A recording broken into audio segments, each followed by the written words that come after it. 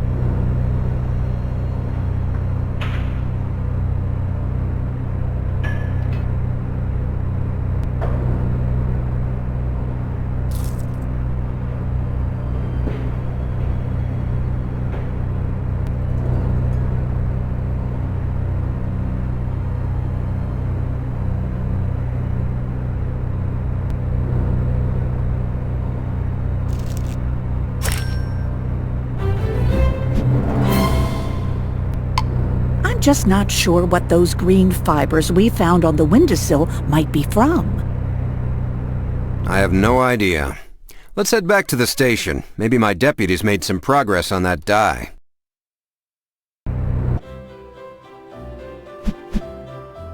Chief, I've good news and bad news. What's the bad news?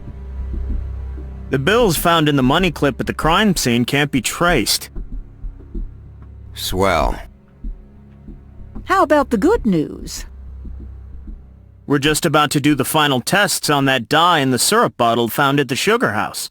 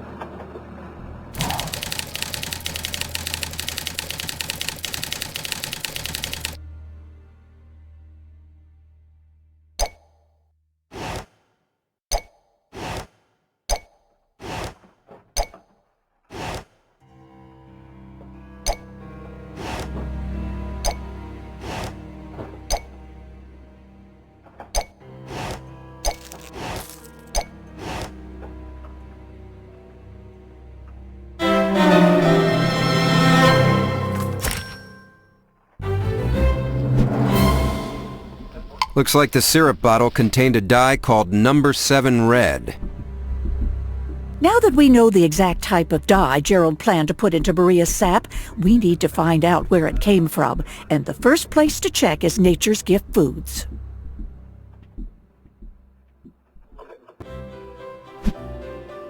Chief, Mrs. Fletcher, what brings you back here? Do you use number 7 red dye to color any of the foods you produce in this plant? Definitely not. You sound quite certain about that. I am. You see, number 7 red is never used as a food coloring because it's highly toxic. I'd like to take another look around to confirm that. Certainly.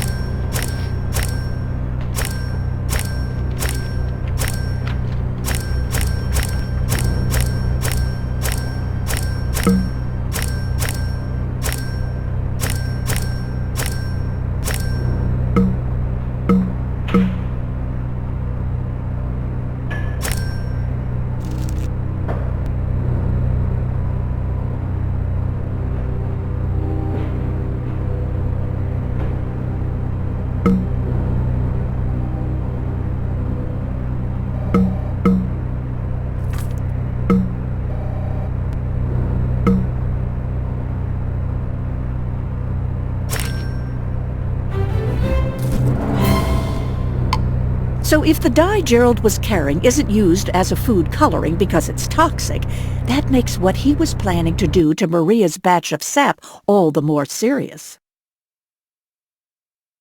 But it also seems to rule out Nature's Gift Foods as its source. Well, back to the station. And back to square one. It's going to take forever to find out what the source of that dye was. I'm afraid so. Hello, Mark. I'm here to collect Gerald's belongings. Of course, Sally. I'll have someone bring the box to your car while you're filling out the yellow release forms. Mrs. Morgan, I nearly forgot. A friend had this scarf of Gerald's and I offered to return it to you.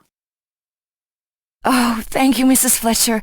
I hand-knit that scarf for Gerald last Christmas. I better fill out these forms and get back to the shop. Hand-knit? Oh, dear. What? If Gerald didn't climb through the window at Maple Hill because he had a duplicate key, then he couldn't have been the one who left the green fibers behind on the windowsill. So... Let's have a look at the note Gerald received and those forms Sally just filled out.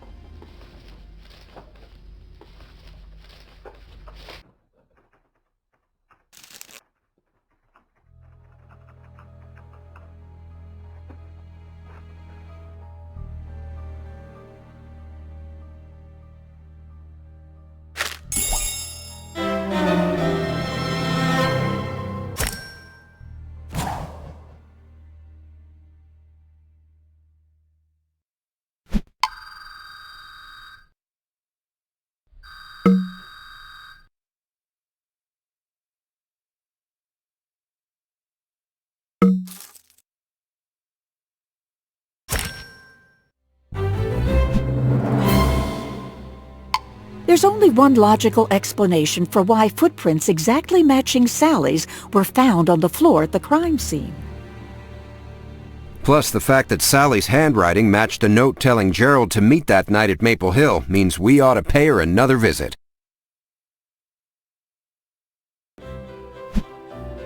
Hello, Sally.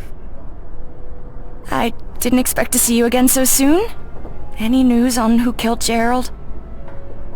All the evidence points to you, Sally. What? It's true. You knew about the affair your husband was having with Melanie Young and laid a careful plan to exact your revenge. You're saying I lured my husband to Maple Hill and killed him? In so many words, yes. You paid a visit to Gerald at Nature's Gift Foods and scribbled the note promising a reward if Gerald would sabotage Maple Hill. Then you left the note and the syrup bottle containing dye, likely yarn dye from this shop, for him to find. That night, Gerald went to the sugar house, but you'd gotten there first. You used a steel knitting needle to pry open the window and get inside to wait for him. But a knitting needle is not a good stabbing weapon, so you used the tree boar instead. Not only did it make a better weapon, but it would cast suspicion on Maria as the killer. This is ridiculous speculation. I have better things to do than listen to your silly stories. Now, if you'll excuse me.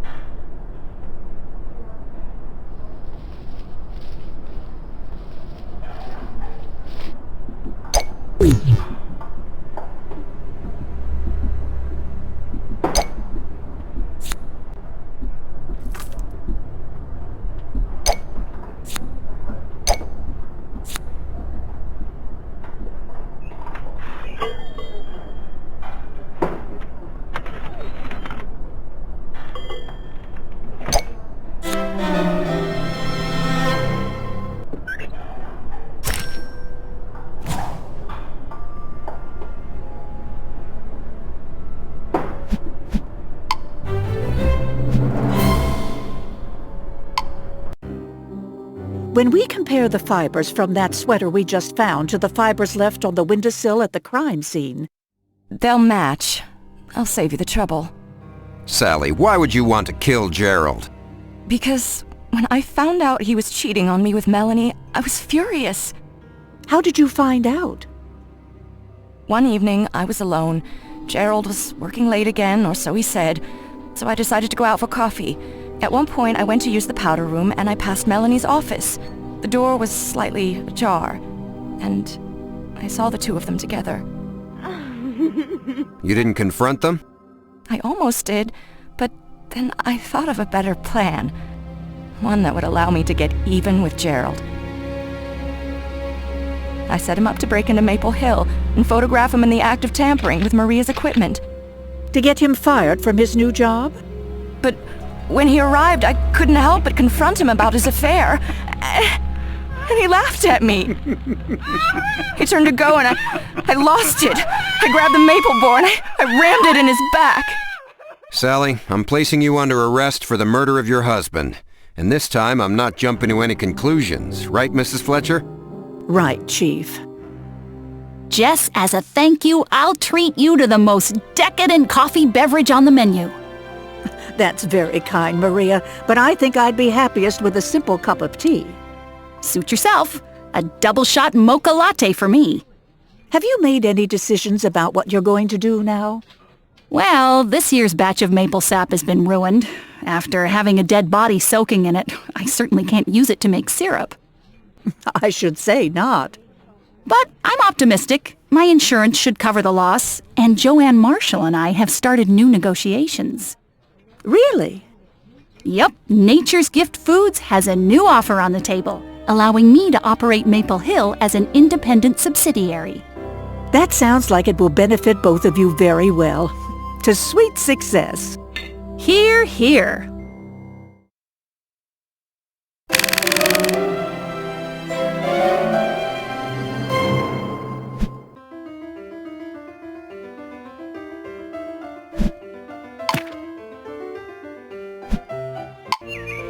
Our next stop is Matthew O'Neill's garden.